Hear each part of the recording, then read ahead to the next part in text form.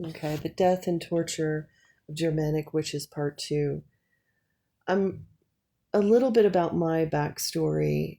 So, most of my ancestry comes from Germany. My mother's actually, when I did my mother's ancestral lineage, she's actually half German, and so is my father.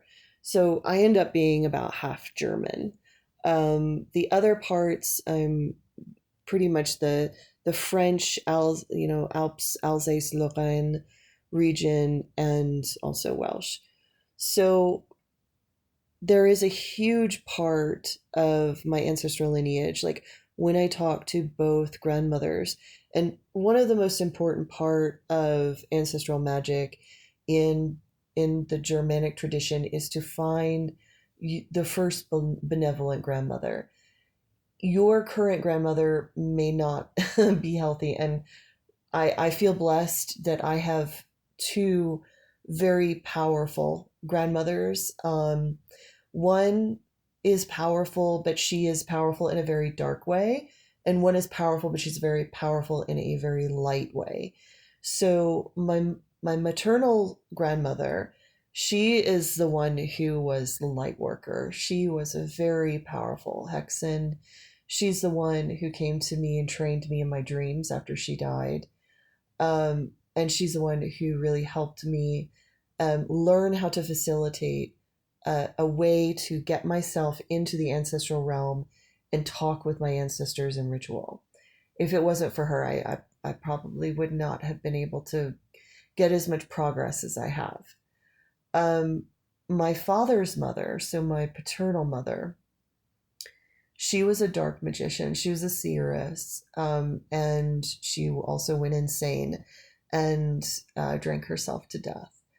And it's very common. Addiction is super common in magical bloodlines because alcohol is a way that people can escape from their spiritual abilities and also kind of cope with the nervous system dysregulation that happens through the shock of seeing spirits all the time. But she was the one who actually came to me after my grandfather died. Um, I saw her. It was the first time I met her after my grandfather died. And I met her in a dream, and she came to me and she told me of my gifts that were very intense. Like, they were very intense gifts. I wouldn't wish them on other people. I've learned to handle my gifts really well, and I've learned a lot of integration practices over the years to be able to heal myself and regulate myself having these gifts. But it wasn't an easy. It was definitely not an easy road, and there were times I thought I was going mad. I really did. And there was times I really struggled peopling. I really didn't understand how to people. But most of the reason why is because I could see Balwa spirits. I could see them, I can smell them, I can feel them. I can see them in others. I can see them sitting behind people's eyes. I can see them like in people's bodies. I can see the balwas. It is everywhere, and most people have them. I still even have a couple balwas spirits still in my body that I'm working on healing through being disciplined and gentle and loving to myself. Eventually, when you fill your vessel with love and gentleness and kindness, the balwa spirits leave. They don't want to stay in a healthy vessel. They don't want to stay in a healthy bloodline. The more I pray for the healing and the blessing of my family, the more the Balwas leave me. And this is where the really tough work happens, because what if your family was your source of trauma? What if your family were the people who tried to kill you, tried to hurt you, or molested you, or trafficked you, you know? And you're so angry and you're so frustrated, and you are so you are so susceptible to these balwa spirits speaking to you from thousands of years of trauma on your bloodline, just tempting you to do baneful magic. They do that. They really They take advantage of your pain because they caused your pain. And I remember when I was 7 years old, it started really bad when I was 7. But when I was 7 years old, I was laying in bed and I could hear my dad coming home. He was drunk and him and my mother was fighting. And he came with him a bunch of spirits. He always had all these spirits around him, this dark stuff. And some of the spirits, I could hear them crawling up the stairs. They crawled under the bed. I saw them come under the door. And they slinked up the bed and they started crushing my lungs. And they were laughing and basically crushing me. And that was the beginning of my asthma. And I suffered with asthma until I had my first witchcraft initiation when I was 23. Yeah, is when I initiated into a coven. So when I finally accepted being a witch, the spirits that were trying to crush my lungs and give me asthma, they could not live in my body anymore and they left. And of course, I brought on other bad spirits. I made mistakes. I'm not perfect. It took me 30 years of magical practice to figure this out. And so I'm telling all you youngins and the old ones too, so um, this is a real thing.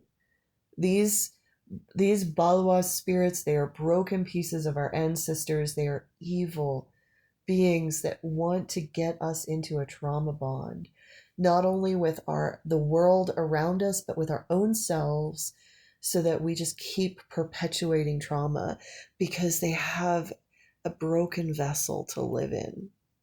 They cannot live in a whole and healthy vessel. And I will remember when I first started going to therapy in 2007 was I first I noticed, and I got a little scared because I noticed I was hearing less and less spirits. And the reason why is because I was working on my own health. I was working on taking care of me. And because I was doing that, less and less Bawa spirits were haunting me. I was having less nightmares. And it got to the point where I haven't had a nightmare in a long time because I pray for the strength of my own body, my family, my being, my home, any one of my friends, the noble people I know. I pray for the good people, any person I come across that is good and kind and is doing good in this world. I pray for them. And I also use discernment. If I find out that somebody is pretending to be good, but they're actually evil, I just stop praying for them. And that's the thing. People have actually told me that I curse them. And I was like, no, I just stopped praying for you because you're doing bad things. And I leave you alone.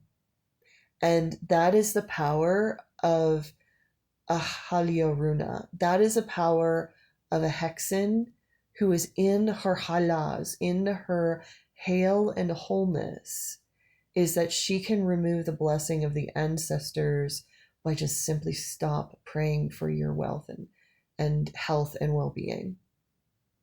And that is how you vanquish your enemies, not by wishing ill on others, but just like, okay, I see this person is doing bad stuff. I'm going to pull back. I'm going to focus on the people who are doing good things in this world. That's why in our culture right now, we victim shame. We victim shame because we want to keep that balwas going. We want to keep those broken spirits. So let's just shame the victim instead of praying for their wholeness. Like you have no idea how possessed our culture is by this.